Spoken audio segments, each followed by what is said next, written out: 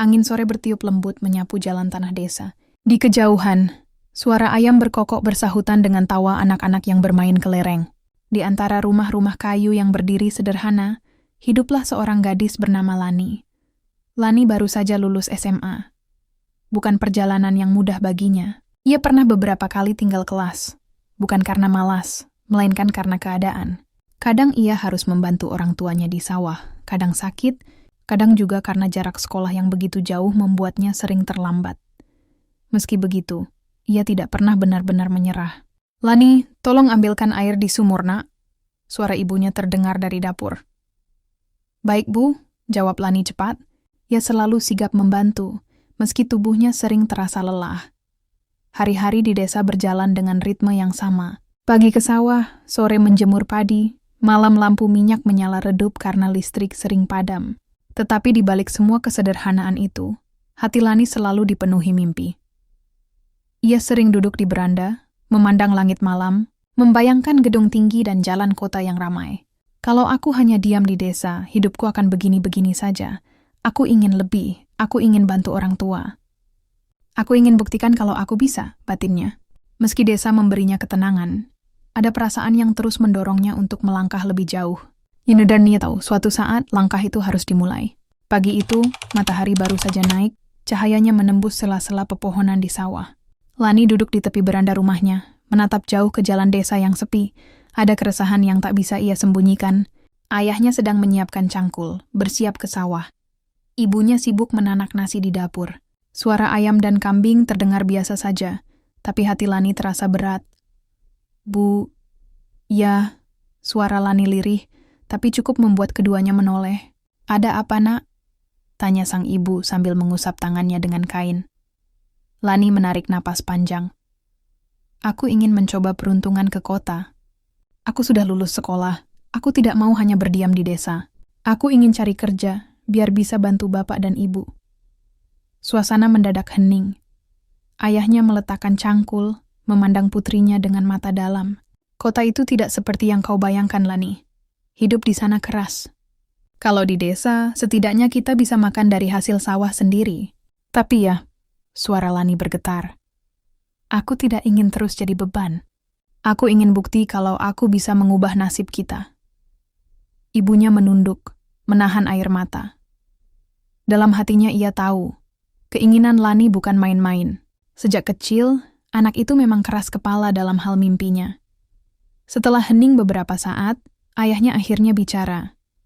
"Kalau itu sudah tekadmu, pergilah. Tapi ingat, jangan pernah lupa jalan pulang. Kota bisa membuatmu lupa siapa dirimu." Air mata Lani jatuh. Ia meraih tangan ayah dan ibunya, menciuminya penuh hormat. Hari itu juga, ia mulai menyiapkan barang-barangnya, sepasang baju terbaik, selembar ijazah yang sudah agak kusut, dan uang tabungan seadanya. Malamnya, ia duduk di beranda, menatap bintang yang bertabur di langit. Perasaan takut dan bersemangat bercampur menjadi satu. Dalam hati, ia berjanji, "Aku akan bertahan apapun yang terjadi." Esoknya, Lani pun berangkat dengan modal tekad yang sangat kuat. Ia pergi ke stasiun terdekat, yang jaraknya pun tidak bisa dikatakan dekat. Ia menaiki kereta, duduk di kursi, sesuai dengan yang tertera dengan yang ada di tiket. Sepanjang perjalanan ia diam, memandangi apapun yang ada di balik jendela kereta api. Kereta yang ditumpangi Lani akhirnya berhenti di stasiun besar. Suara klakson bersahut-sahutan, langkah kaki orang bergegas tanpa menoleh kiri kanan. Lani berdiri kaku, memeluk tas kecilnya erat-erat. Ia menelan ludah, mencoba menahan gugup. "Inikah kota?" gumamnya pelan. Bayangan tentang kemewahan langsung runtuh diganti dengan kenyataan. Polusi asap, teriakan pedagang, dan orang-orang yang sibuk dengan urusannya masing-masing. Hari pertama Lani mencoba melamar kerja di sebuah toko pakaian. "Kami butuh yang pengalaman, bukan lulusan SMA saja," kata manajer dingin. Ia keluar dengan kepala tertunduk. Esoknya ia mencoba di restoran cepat saji, tapi antrian pelamar mengular panjang. Setiap kali jawabannya sama, ditolak. Tabungannya menipis.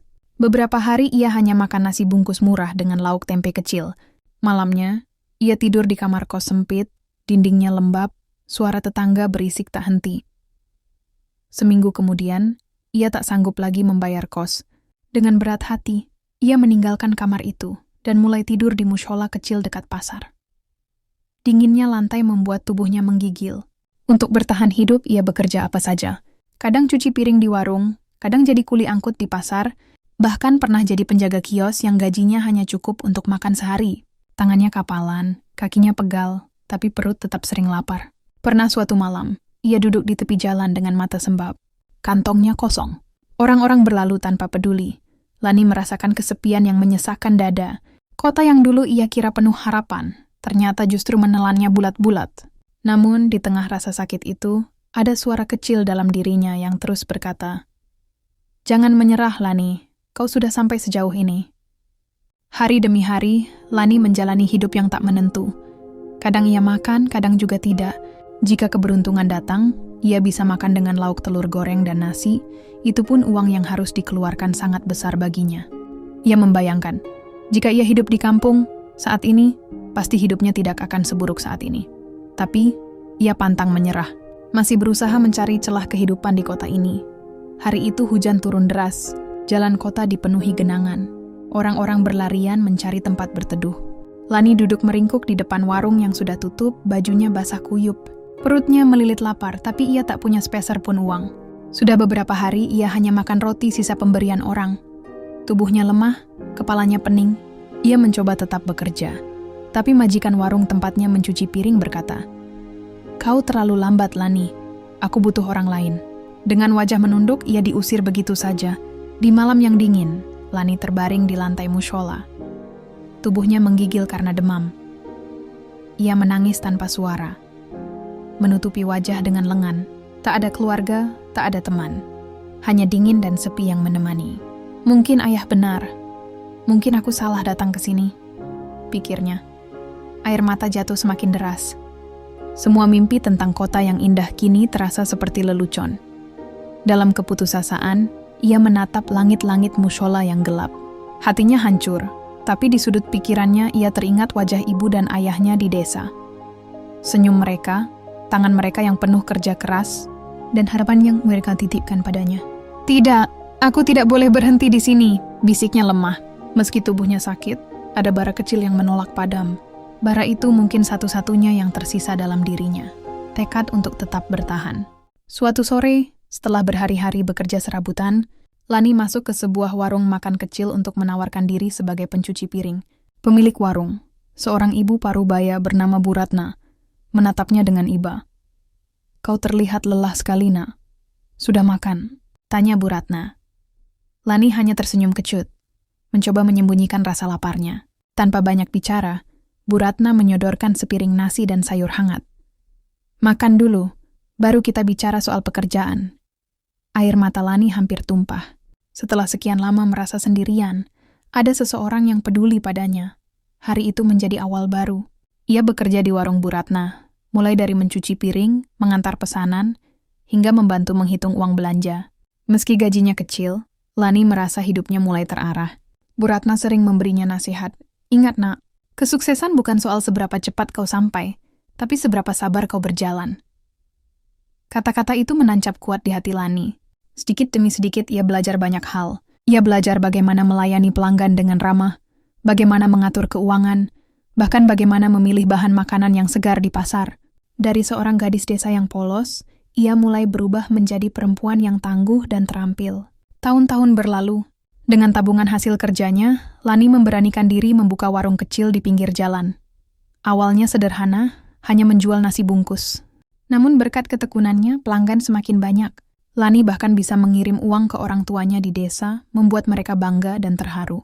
Suatu malam, setelah melayani pembeli terakhir, Lani duduk di bangku kayu depan warungnya. Kota yang dulu terasa asing, kini tidak lagi menakutkan.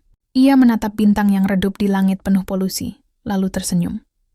"Aku memang tidak jadi orang kaya, tapi aku sudah buktikan pada diriku sendiri bahwa aku bisa bertahan.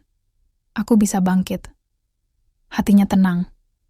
Lani tahu, perjalanan masih panjang, tapi ia tidak lagi takut. Karena ia sudah menemukan kekuatannya sendiri.